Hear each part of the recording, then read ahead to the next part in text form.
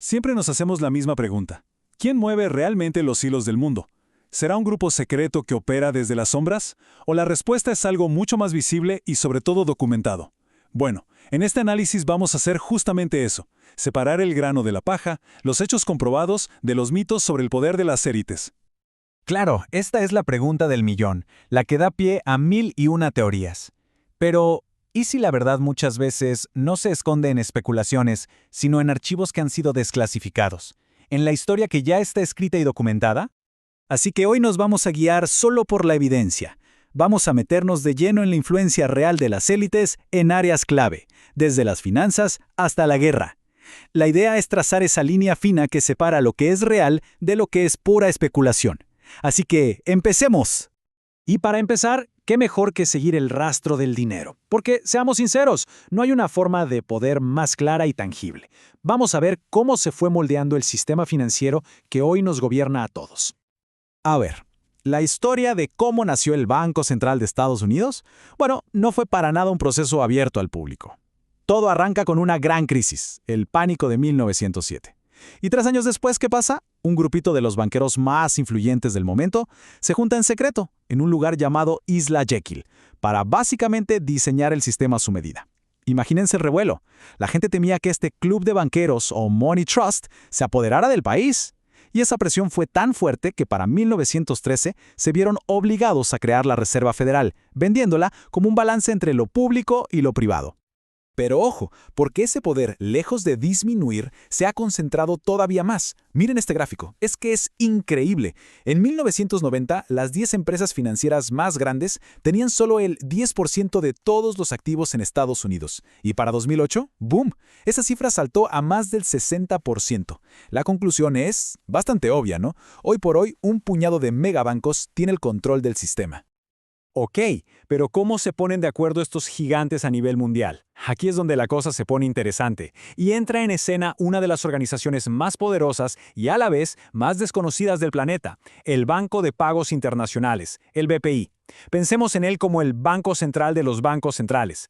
Se fundó en 1930 y lo más llamativo es que opera casi en secreto, sin rendirle cuentas a ningún gobierno en particular. Y si nos ponemos a escarbar en su historia, la cosa se pone turbia. Para que se hagan una idea, uno de sus cofundadores fue Hjalmar Schacht, nada menos que el ministro de Economía de Hitler. Durante la Segunda Guerra Mundial, en su junta directiva había oficiales nazis, y se le acusó de ayudar al régimen a blanquear el oro que habían saqueado. De hecho, en 1944 se intentó disolverlo, pero ¿saben qué? Las potencias aliadas lo impidieron. Este es el tipo de historia real documentada que, lógicamente, hace que la gente desconfíe. Bueno, ya vimos el dinero. Ahora subamos un escalón. Hablemos de esas grandes organizaciones internacionales, las que, se supone, ponen las reglas del juego para todo el mundo. Pensemos en la ONU, por ejemplo. Su parte más poderosa, el Consejo de Seguridad, de democrático tiene poco. Hay 5 países, los que ganaron la Segunda Guerra Mundial, que tienen un superpoder, el veto. Pueden bloquear lo que sea. Y esto no es una teoría loca, es un desequilibrio de poder que está ahí, por diseño, desde que se fundó. Está en sus propias reglas. Y algo muy parecido pasa en el Fondo Monetario Internacional. Fíjense, Estados Unidos tiene el 16.5% de los votos. Quizá no suena una mayoría aplastante, pero es el número mágico. Es justo lo suficiente para tener poder de veto sobre cualquier decisión realmente importante. En la práctica, esto les da un control enorme sobre la economía de todo el planeta. Ahora, miremos a la Organización Mundial de la Salud. Aquí el dato es tremendo. Casi el 80% de su dinero ya no viene de lo que los países están obligados a pagar. Viene de donaciones voluntarias.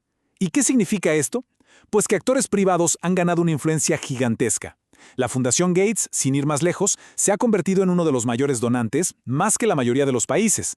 Es el ejemplo perfecto de cómo el dinero se transforma en poder para decidir qué es y qué no es importante en la salud mundial. Muy bien, ya hablamos de dinero y de reglas globales. Ahora, vamos a meternos en un terreno más sombrío. Los secretos de Estado, los programas de vigilancia y control que han sido confirmados. La idea de un gran hermano que todo lo ve, pues resulta que no es solo ciencia ficción. Tiene una base muy real. Ya desde la Guerra Fría existía una alianza de espionaje llamada Los Cinco Ojos, que operaba una red global Echelon para interceptar de todo. Y mucho más acá en el tiempo, las filtraciones de Edward Snowden nos abrieron los ojos a PRISM, un programa de la Agencia de Seguridad Nacional de Estados Unidos que le permitía pescar datos directamente de los servidores de gigantes como Google o Facebook. Repito, esto no es una teoría, son hechos confirmados. Y es que a veces los planes que parecen sacados de una película de espías terminan saliendo a la luz. Presten atención a esta frase. Es una cita textual de un documento desclasificado del gobierno de Estados Unidos del año 74. Lo que dice es como poco perturbador. Este plan, conocido como el Memo Kissinger, partía de una idea central, que el aumento de la población en los países en desarrollo era una amenaza para los recursos estratégicos de Estados Unidos. ¿Y cuál era la solución que proponían?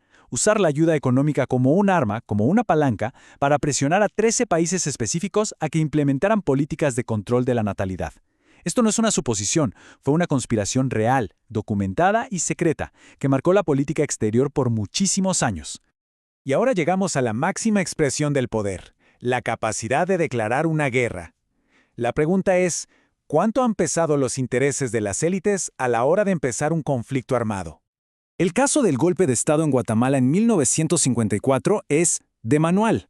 La historia oficial que se contó al mundo fue que había que contener al comunismo. Pero la historia real, la que está en los documentos, es otra. Detrás de todo estaba la United Fruit Company, una corporación gringa gigante que no quería perder sus tierras por una reforma agraria. Y lo más increíble es que altos funcionarios del gobierno de ESU, como los hermanos Dulles, tenían intereses económicos directos en esa compañía.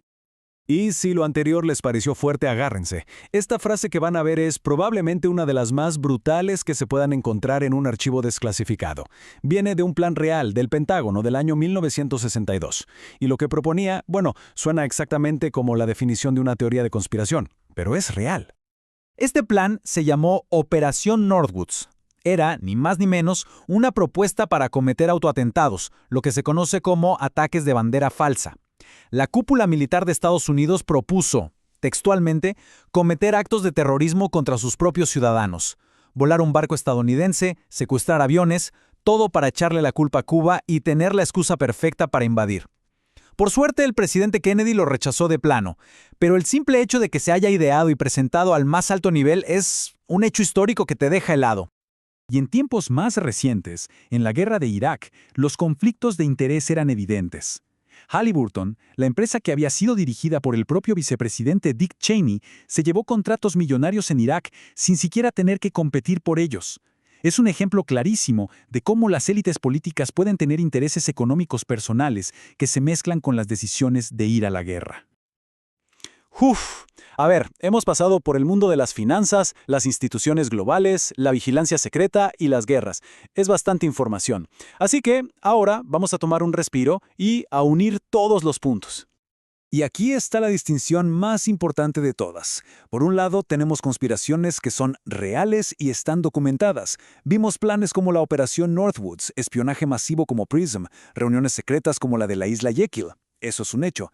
Pero eso es algo muy, muy distinto a los grandes mitos que no tienen pruebas, como la idea de que existe un único grupito de personas en una habitación oscura que controla absolutamente todo en el planeta. Entonces, la conspiración real, si queremos llamarla así, no es un grupo secreto con un plan maestro. Es algo mucho más visible.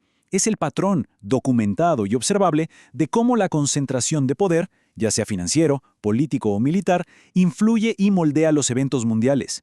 El verdadero pensamiento crítico no está en buscar fantasmas, sino en analizar esa evidencia que está a la vista de todos. Al final, la historia nos enseña dos cosas. Que las élites sí son capaces de conspirar, pero también que la verdad, con el tiempo, casi siempre encuentra la forma de salir a la luz. Y eso nos deja con una pregunta final, quizás la más importante. Con todo esto que sabemos que sí pasó, que está documentado, ¿cómo deberíamos vigilar a los centros de poder que operan hoy en día?